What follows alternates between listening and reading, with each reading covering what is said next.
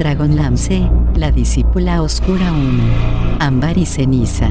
Audiolibro editado por Juan Pablo Flores Montaño. Para El amo del calabozo, 2021.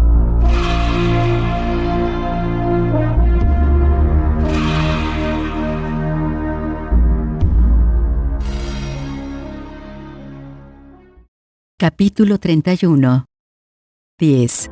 Una parte de Rhys era consciente del tablero de Cass, de las piezas colocadas en él y de la marcha de la partida.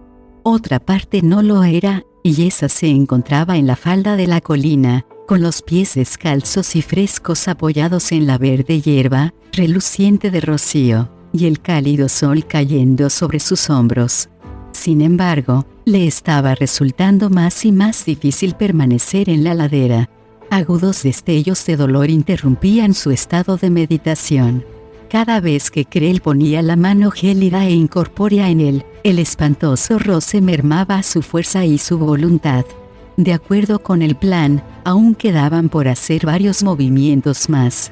Tendría que perder más piezas. En el exterior la noche había caído y, a través de la ventana, Rhys veía el parpadeo de relámpagos en el horizonte. Seboima guardaba noticias con impaciencia. Dentro no ardía ningún fuego ni alumbraba ninguna vela. El tablero lo iluminaba el rojo fulgor que irradiaban los ojos de Krell. Rhys intentó enfocar la mente en él, pero le resultó imposible encontrarle sentido a un juego que no lo había tenido en ningún momento. Mientras trataba de recordar qué pieza se suponía que debía mover, se sobresaltó al ver que las casillas negras se elevaban y flotaban a sus buenos 4 dedos por encima del tablero. El monje parpadeó y aspiró profundamente, las casillas negras volvieron a su posición normal. Krell tamborileaba los dedos en el brazo del sillón. Se inclinó hacia adelante y alargó la mano hacia una de las piezas de los caballeros negros. Cuando el leño echó a correr, Rhys pensó que los ojos volvían a jugarle una mala pasada y miró fijamente la pieza de Cass deseando que volviera a ser normal. Krell soltó un gruñido de sorpresa y Rhys comprendió que no estaba imaginándose cosas raras. Beleño se había hecho cargo de la partida y el peón hacía su propio movimiento. Sorteando piezas de Cass, el Kender salió disparado por el tablero y se lanzó directamente hacia la pieza del caballero negro. Rodeó con los brazos las patas del dragón azul y siguió adelante. Peón y caballero rodaron fuera del tablero. Un momento. Eso va en contra de las reglas, argumentó Krell con severidad. Rhys no veía las piezas de Cass, pero sí las oyó caer al suelo, una con un tintineo y la otra con un chillido. Krell soltó un sordo retumbo de ira. Los ojos rojos se volvieron hacia el monje. Haciendo el callado con las 2 manos, Rhys se levantó de la silla y arremetió con todas sus fuerzas en el centro del yelmo del caballero de la muerte. Acertó a dar a Krell entre los 2 ojos llameantes. Rhys esperaba que el golpe en el pesado yelmo de acero distraería al caballero y lo retrasaría lo suficiente para que él pudiera encontrar a Beleño y a Lord Ariakan. En ningún momento pensó que le haría daño a Krell. Pero el cayado era un objeto sagrado, bendecido por Majere, el último regalo del dios a su oveja descarriada. Actuando por voluntad propia, el cayado se escapó de las manos de Rhys y, mientras éste lo contemplaba, estupefacto, cambió de forma para adoptar la de una mantis, el insecto sagrado de Majere. La mantis medía 3 metros de altura, con los ojos bulbosos, el caparazón verde y 6 enormes patas del mismo color. La inmensa mantis religiosa aferró la cabeza del caballero de la muerte con las espinosas patas delanteras, cerró las mandíbulas sobre el aullante espíritu de Krell y empezó a devorarlo en cuanto las mandíbulas atravesaron la armadura para llegar hasta el alma condenada que se guarecía debajo. Atrapado en la presa del gigantesco insecto, Krell, cuyo cobarde corazón se encogía de miedo, chilló con espanto. Rhys musitó una rápida oración de gracias al dios y se arrodilló para recoger la pieza de Cass y al Kender. No le costó encontrarlos. ya que Beleño daba brincos, agitaba los brazos y gritaba a voz en cuello. Rhys lo levantó. No quiere que nadie lo rescate, chilló el kender. El monje guardó a Beleño en la bolsa de cuero y después recogió la pieza de cas del caballero negro. El peltre abrazaba, como si acabaran de fundirlo en la forja. Rhys echó una ojeada a Krell, que forcejeaba con el dios, y supuso que el alma sedienta de venganza de Ariagan seguiría atada a este mundo durante mucho tiempo todavía. El alma de su hijo era asunto de Seboin, de modo que Rhys guardó la pieza de cas en la bolsa y se encogió al oír el chillido del kender cuando el caliente metal entró en contacto con él. Rhys no disponía de tiempo para ayudarlo. Krell empezaba a recuperarse de la primera impresión que lo había paralizado de miedo ante el ataque de la mantis y ahora respondía a las acometidas dando puñetazos al cuerpo verde del insecto y pateando brutalmente en un intento de quitárselo de encima. Rhys debía llevar a buen término el intento de huida mientras Krell y la mantis combatían. El monje confiaba en que la mantis destruyera a Krell, pero no se quedaría para ver el resultado final. Se dio media vuelta para echar a correr, pero solo había dado unos pasos cuando comprendió que no llegaría lejos, que estaba demasiado debilitado. Jadeante, mareado y con ganas de vomitar, salió a la noche dando traspiés en el pavimento irregular y tambaleándose hasta que tropezó con una baldosa rota. La debilidad le impidió recobrar el equilibrio y cayó de bruces al suelo. Intentó seguir adelante, pero lo único que consiguió fue jadear. Estaba mareado, exhausto, acabado. Le faltaban fuerzas para seguir corriendo y a su espalda se oían sonoras pisadas y los bramidos furiosos de Krell. Rhys alzó la vista al cielo. Seboin, gritó con voz entrecortada, rota. Tu hijo está a salvo, en mi poder. Ahora todo depende de ti. El mar se agitó. Nubes grises se acumularon en el horizonte a la espera de la orden de ataque. Rhys esperó también, seguro de que, en cualquier momento, la diosa los sacaría de la isla. Un rayo zigzagueó desde el cielo y se descargó en lo alto de la torre. El impacto arrancó un gran trozo de roca. El trueno retumbó, a lo lejos. Rhys seguía estando en el patio, con el kender y la pieza de cas en la bolsa. Las pesadas botas del caballero de la muerte sonaron más cerca. El horripilante ataque de la mantis había empavorecido a Krell. Ningún mortal podía infligir daño a un caballero de la muerte, pero un dios sí, y Krell experimentó dolor y terror cuando las mandíbulas del insecto empezaron a masticarle el alma, cuando los espantosos ojos bulbosos reflejaron la nada de su existencia maldita. Krell siempre había odiado a los bichos. Impulsado por el pánico, se las ingenió para descargar unos cuantos puñetazos contra la mantis que bastaron para librarse de su presa. Desenvainó la espada y la hundió en el cuerpo del insecto. Manó sangre verdosa. Las mandíbulas de la mantis chasquearon de un modo horrible y las espinosas garras salieron disparadas hacia él. Krell arremetió frenéticamente y golpeó a la mantis una y otra vez, con embates ciegos, a tontas y a locas, sin saber dónde daba, empujado por el único deseo de matar al espantoso bicho, matarlo. Tardó varios segundos en darse cuenta de que estaba hendiendo el aire con la espada. Se paró y miró a su alrededor, atemorizado. La mantis había desaparecido. El cayado del monje seguía allí, tirado en el suelo. Krell levantó el pie, dispuesto a pisotear el bastón y hacerlo astillas. Mantuvo el pie en vilo. ¿Y si lo tocaba y el bicho volvía? Despacio, Krell bajó el pie al suelo y se apartó. Lo sorteó dando un rodeo, tan lejos de él como le era posible. Después echó una ojeada debajo de la mesa. La pieza del caballero no estaba allí, y tampoco el kender. Miró el tablero. El otro caballero seguía en su casilla. Lo agarró bruscamente y lo estudió, esperanzado, pero después lo arrojó lejos a la par que soltaba un áspero juramento. Obstaculizado por la gigantesca mantis, Krell no había visto a Rhys escapar con la pieza de Cass, pero no le costó mucho deducir lo que había pasado. Salió en persecución del monje, espoleado por la atroz idea de lo que Chemosh le haría si perdía a Ariakan. Salió disparado al patio. Divisó a Rhys a cierta distancia, huyendo como alma que lleva el diablo. También divisó los nubarrones grises y amenazadores que se acumulaban en el cielo. Un rayo cayó en una de las torres. Krell tenía la impresión de que el siguiente se descargaría sobre él. «No me pongas la mano encima, Seboim», bramó con desesperado disimulo.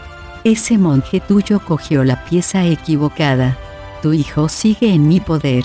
Si haces algo para ayudar a escapar a ese ladrón, Chemosh hará que fundan a tu precioso chico de peltre y que batan su alma hasta que caiga en el olvido». Los relámpagos saltaron de nube en nube, el trueno emitió un gruñido ominoso. El viento se levantó y el cielo se tornó más y más oscuro. Cayeron unas cuantas gotas de lluvia, así como granizo. Y eso fue todo. Krell rió entre dientes y, frotándose las manos, fue en pos del monje. Rhys oyó el grito de Krell y se le cayó el alma a los pies. «Seboim», llamó en tono urgente. «Miente. Tengo a tu hijo. Sácanos de aquí». Los relámpagos titilaron. El retumbo del trueno se apagó. Los nubarrones agrupados en lo alto bullían con incertidumbre. El caballero de la muerte corría por el patio de armas, prietos los puños, llameantes los ojos rojos, avanzaba furioso. «Majestad», rogó el monje, «hemos arriesgado la vida por ti. Ha llegado el momento de que arriesgues algo por nosotros». Unas gotas de lluvia cayeron con desgana a su alrededor. El viento suspiró y se calmó. Las nubes empezaron a retirarse. «De acuerdo, Majestad», dijo Rhys, que se arrancó de un tirón la bolsa del cinturón. «Perdóname por lo que estoy a punto de hacer, pero no me queda otro remedio». Con la bolsa asida en una mano, el monje miró en derredor para orientarse y calcular distancias. Aquel sería su último movimiento, emplearía en él las pocas fuerzas que le quedaban. Salió corriendo a toda velocidad. Los cielos se abrieron y la lluvia se precipitó sobre él a cubos, pero Rhys hizo caso omiso de la advertencia de la diosa. Podía bramar y soplar y amenazar todo lo que quisiera, pero no osaría hacer nada drástico contra él porque tal vez era verdad que tenía a su hijo en su posesión. Seboim intentó derribarlo con el aire. Lo tiró, pero Rhys se puso de pie otra vez y continuó corriendo. Lanzó granizo contra su rostro, y el monje levantó los brazos para protegerse los ojos y continuó la carrera. Krell venía tras él. Las pisadas del caballero de la muerte hacían que el suelo temblara. Rhys resbaló y dio un traspié, las fuerzas le flaqueaban, pero tampoco le quedaba mucho espacio por cubrir. La plaza de armas acababa bruscamente en un cúmulo de rocas y, más allá, el mar. Creyó el peligro y apretó el paso. «Deténlo», Seboim gritó, furioso. «Si no lo haces, te arrepentirás». Rhys guardó la bolsa, con el kender y la pieza de Cass, en la pechera de la túnica y trepó a las quebradas rocas, que estaban húmedas y resbaladizas por la lluvia. Se escurrió y tuvo que usar las dos manos para no caer. Sollozó de dolor al apoyar los dedos rotos. Oía el siseante jadeo de Krell a su espalda y percibía su ira. Continuó adelante. Se había quedado sin fuerzas para cuando llegó al borde de la isla, aunque, de todos modos, ya no la necesitaba. Solo tenía que dar otro paso y para eso no se precisaba mucha energía. Rhys miró abajo. Se encontraba en lo alto de un acantilado vertical. Al fondo, muy lejos, allá abajo, el oleaje rompía contra la pared rocosa. La rabia y el miedo de la diosa alumbraba la noche como si fuese de día. Rhys se fijó en pequeños detalles, como la espuma arremolinada, el movimiento ondulante de verdes algas al ser arrastradas por el agua sobre una roca brillante y que flotaban en la superficie como el cabello de un ahogado. El monje contempló más allá del océano el horizonte envuelto en la bruma y la lluvia torrencial. Krell había llegado a las rocas y avanzaba torpemente entre ellas a la par que bramaba maldiciones y blandía la espada. Moviéndose despacio, como si quisiera evitar resbalarse, Rhys trepó a un promontorio que se extendía sobre el vacío. Estaba sereno, listo, el alma sosegada. «Agárrate, Beleño», dijo. «Esto se va a poner un poco feo». «Rhys», chilló el Kender, aterrado. «¿Qué haces?» «No veo nada». «Mejor». El monje alzó el rostro hacia el cielo. «Zeboim, estamos en tus manos». Era como si estuviera en lo alto de la verde colina, con las ovejas flotando por encima en una masa blanca, y Atalista a su lado, mirándolo a la cara, moviendo la cola, esperando anhelante la orden. «Ata, vamos», dijo, y saltó. Capítulo 32. 1. Extendiéndose como tinta a través del agua, la noche se filtró desde las profundidades del mar sangriento. Mina miró hacia arriba para contemplar el último vestigio de la parpadeante luz del sol titilar en la superficie. Después la luz desapareció, y la joven se encontró envuelta por la más absoluta oscuridad. Durante las horas que habían pasado esperando y vigilando la torre en el mar sangriento, Chemosh y ella no habían visto a nadie entrar en ella ni salir. Las criaturas marinas pasaban nadando junto a los muros cristalinos con la misma despreocupación con la que nadaban junto a los arrecifes de coral o al casco deteriorado de un barco naufragado, tendido sobre el fondo marino. Los peces rozaban las paredes, recorrían arriba y abajo la suave superficie, ya fuera para encontrar comida o fascinados con su propio reflejo. Ninguno parecía temeroso de la torre, aunque Mina reparó en que las criaturas del mar evitaban el extraño aro de oro amarillo, rojizo y plata que había en lo alto. Ninguno se aproximaba al agujero que había en el centro. Con la llegada de la noche bajo las aguas, Chemosh observó para comprobar si aparecían luces dentro de la torre. Había ventanas en la torre de Istar, aunque no se las veía de día, recordó. Lo único que se veían eran los suaves y verticales muros de cristal. Sin embargo, al caer la noche los hechiceros encendían las lámparas en sus cámaras, y la torre resplandecía con puntitos de luz. Los ciudadanos de Istar solían decir que los hechiceros habían atrapado las estrellas y las habían bajado a la ciudad para darle esplendor y majestuosidad. «Tiene que estar desierta, milord», dijo Mina mientras tanteaba en la oscuridad para encontrar su mano, contenta de sentir su tacto, de oír su voz. La oscuridad era tan absoluta que la joven empezaba a dudar de su propia realidad. Necesitaba saber que el dios estaba con ella. No parece haber nada siniestro en la torre. Los peces se mueven cerca. Los peces no destacan por su inteligencia, por mucho que Habacuc se empeñe en decir lo contrario. Con todo, como bien dices, no hemos visto acercarse a nadie. Vayamos a investigar. Le soltó la mano y desapareció. «Mi señor», llamó Mina, que extendió las manos hacia él. «Mis ojos mortales están ciegos en estas tinieblas. No te veo. Ni siquiera me veo yo. Lo que es más, no veo por dónde voy. ¿Hay algún modo de que me alumbres el camino?» «Los que ven también pueden ser vistos», dijo Chemosh. «Prefiero permanecer encubierto en la oscuridad». «En tal caso tienes que guiarme, señor, igual que el perro guía al pordiosero ciego». Chemosh le agarró la mano y tiró de ella a través del agua tan rápidamente que no se diferenciaba del aire. El agua pasaba veloz junto a Mina, resbalando sobre su cuerpo. En cierto momento unos tentáculos le rozaron un brazo y la joven se apartó bruscamente. La criatura de los tentáculos no la persiguió. A lo mejor sabía mal. Si Chemosh había reparado en esa criatura, no le hizo el menor caso. Siguió adelante, ansioso e impaciente. A medida que se aproximaban a la torre, Mina se dio cuenta de que los muros emitían una tenue fosforescencia de color azul verdoso. La espeluznante luz cubría las paredes de cristal y daba a la torre un aspecto fantasmagórico. «Espérame aquí», dijo Chemosh al tiempo que le soltaba la mano. Mina flotó en la oscuridad y observó cómo el dios se acercaba a la torre.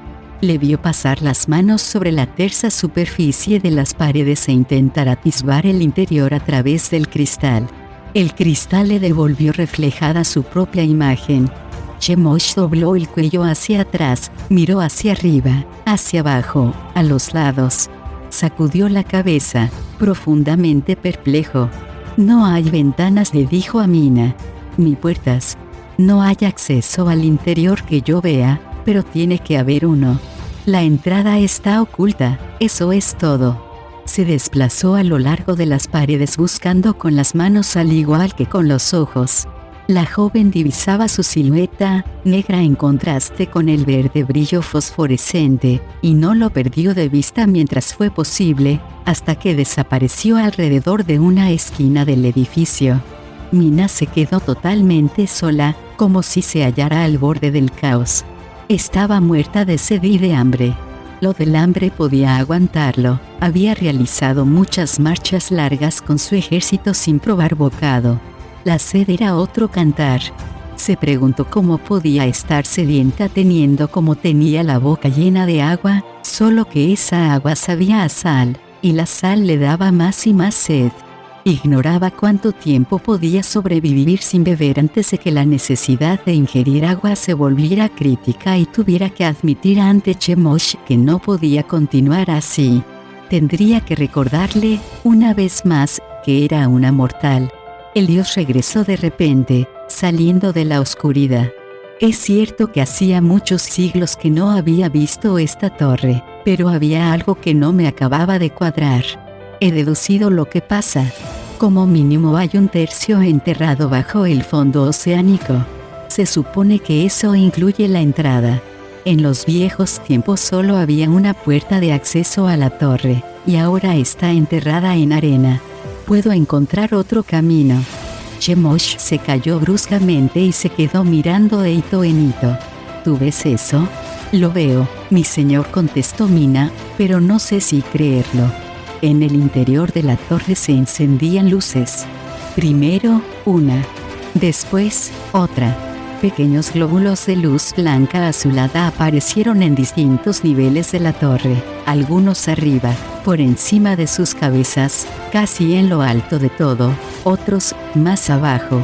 Algunas luces parecían brillar muy en el interior de la torre, y otras daban la impresión de estar más cerca de las paredes de cristal. Es como lo recordaba, comentó Chemosh. Estrellas a las que se retiene cautivas. Las luces brillaban con el mismo fulgor de las estrellas, frío y aguzado. No iluminaban nada, no daban calor ni resplandor. Mina observó atentamente una de ellas. Mira ahí, mi señor, señaló. ¿Qué es? Demandó Chemosh. Una de las luces se ocultó y después volvió a aparecer, como si alguien o algo hubiera pasado por delante. ¿Dónde? ¿Qué luz? Ahí arriba, unos 2 niveles. Mi señor, puedes entrar en la torre, añadió Mina. Eres un dios. Esos muros, tanto si son sólidos como si son una ilusión, no pueden detenerte. Sí, pero tú no puedes. Tienes que entrar, mi señor, insistió Mina. Yo esperaré aquí fuera. Cuando encuentres la entrada, ven a buscarme. No me gusta dejarte sola, dijo él, aunque se sentía tentado de hacerlo. Te llamaré si te necesito. Y vendré, aunque me encuentre en los confines del universo. Espérame aquí. No tardaré. Nadó hacia el muro de cristal, nadó a través de él. La oscuridad, cálida y sofocante, se abatió sobre ella, opresiva. Mina vigiló las luces semejantes a estrellas, se centró en ellas en lugar de hacerlo en la sed, que empezaba a ser extrema. Contó 8 luces esparcidas por la torre y sin haber más de una en un mismo nivel, si es que había niveles. Ninguna parpadeó ni se apagó, sino que lucían fijas, invariables. Echaba de menos a Chemosh, echaba de menos su voz. El silencio era denso y pesado, como la oscuridad. De repente, muy cerca de ella, se encendió una 9ª luz. Era distinta de las otras. Su color era amarillo y parecía más cálida, más brillante. Puedo quedarme aquí, sin pensar en otra cosa que el insoportable silencio y el sabor del agua fresca en la lengua, o puedo ir a descubrir la fuente de esa luz. Mina se impulsó por el agua, medio nadando, medio reptando, y avanzó despacio, con sigilo, hacia la extraña luz. A medida que se acercaba vio que no era un único punto de luz como había imaginado, sino múltiples luces, como un puñado de velas. Se dio cuenta de que las luces parecían diferentes, más cálidas y brillantes porque estaban fuera de la torre. Las veía reflejadas en la superficie de cristal. Se acercó, picada la curiosidad. La hilada de luces estaba suspendida en el agua como perlas ensartadas, como pequeñas linternas colgadas de una cuerda, en una hilera irregular, dentada, que se mecía, se desplazaba y se balanceaba con las corrientes submarinas. «Qué extraño», se dijo para sus adentros la joven. «Parece una especie de red». El peligro surgió repentinamente ante ella en ese instante. Intentó huir, pero moverse bajo el agua era una tarea desesperadamente lenta. Las luces empezaron a girar con rapidez, aturdiéndola, y la cegaron y la confundieron. Una red de pesada cuerda surgió veloz en el centro de las luces giratorias y, sin darle tiempo a escapar, cayó sobre ella. La joven luchó desesperadamente para soltarse de la trampa de pliegues de la pesada cuerda que le había caído sobre la cabeza y los hombros, enredándose en sus brazos, manos y piernas.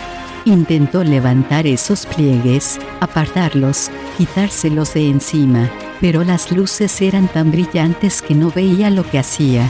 La red se cerró a su alrededor, más y más ceñida hasta que los brazos se le quedaron pegados contra el pecho, y los pies y las piernas encogidos, de forma que no podía moverse. Vio y sintió que la red era arrastrada por el agua, con ella dentro, y que se dirigía rápidamente hacia el muro de cristal.